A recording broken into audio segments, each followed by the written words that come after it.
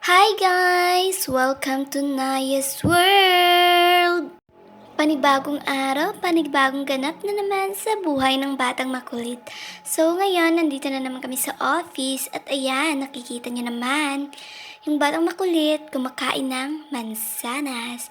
Tignan niyo, parang aso, sinasabihan ko yan na pulutin mo, kunin mo, ilagay mo sa bibig mo. Pero tignan niyo, oh. Tignan nyo, gasuog pa gani, oh. Sige, gyapon nga, ngat-ngat ana ka man sana sa may yahong. May dumikit pa nga dun sa ilalim ng mata niya. Napakulit talaga, oh.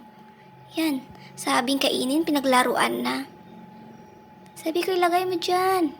Yan, kukunin pa niya yan. Oh, tsaka bit-bitin, yun. Sinunod ko nga, baka magkalaglagan na naman, nalaglag na yan kanina, eh. Nugasan ko lang. Napakulit talaga, nagutom. Humingi, binalatan ko. Pero yan, tignan niyo yung ginagawa, pinaglalaruan. So, umuwi kami, yung tsinelas na naman yung pinagdiskitahan niya. Nung nagising, nakita niya yung kanin na natira dito ni Naibing. Tignan niyo, kakainin yan. Parang giting.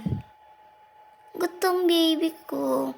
Kasi yung dede niya, yung 7 ounce, 2 ounce lang yung nadede niya siguro sa bote na bago siguro. Bagong bili yun eh, yung may hose ba. Di mo na kailangang patumbain para makadede yung bata. Yan, tignan yung gigil eh. Yan, oh, giting yan. Ewan ko ba sa batang to, napakakulit. Kahit anong makita, ilalagay sa bibig mo. Pero after nyan, kinuhanan ko na yan ng kanin. Tsaka yung sabaw lang pinakain ko sa kanya. Kinain naman niya. Tignan nyo. Nagdila pa. Sabi ko, wag na. Dede ka na lang. Ayaw talaga. Dinairik pa yan. Ganyan yan. Oh, laglagan yung mga kanin dyan. Pupulutin din naman. So, ayun na nga. Kinuhanan ko na siya ng kanin. Oh, kumain na siya. Kanin na at saka sabaw. 1 kutsara lang ata yan. Hanggang sa maubos niya. Pero, hindi niya naubos. Yun lang. Sarap ng kain ng baby na yan. Mapakakulit. Napakakulit ni Kurit. Oh. Marunong na siya, di ba? Naka-electric fan pa yan. May dumating na bisita, may gagawin. Sarap ng kain. Napaka-cute naman ng lalagyan na yan. Oh. Kain! Sabihin mo, be. Kain! Tingin-tingin pa siya dyan. Akala ata hingi yan. Pahingi. Hindi naman niya naubos yan. Takaw mata lang. Mas marami pa ngayong nalalaglag kaysa sa nakakain niya. Yan, sige, kain ka dyan. Yan lang ganap namin ngayon. Kasi mahaba-haba yung tulog niya kanina. 3 hours ata.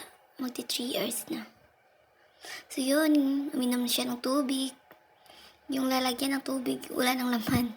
Pinaglaruan na. Pumunta siya dito sa sala, umikot-ikot. Ay naku, bata ka, madadapa ka niyan. Yan, paawa-awa yung baby. Gusto yata lumabas. Gustong makipaglaro. Ituturo pa niya yan. Yun, gusto ko doon.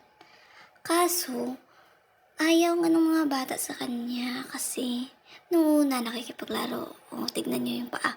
Oo, sisikad-sikad pa. Kasi alam niyo kung bakit. Kinakagat niya, kinukurot. Ewan ko ba sa batang to, napakakulit talaga. Sinasabihan naman yan. Yun, nagpaawa-awa naman siya doon kay Naibing. Yun, yung upuan naman ng pinaglalaroan. So, yan ang nga.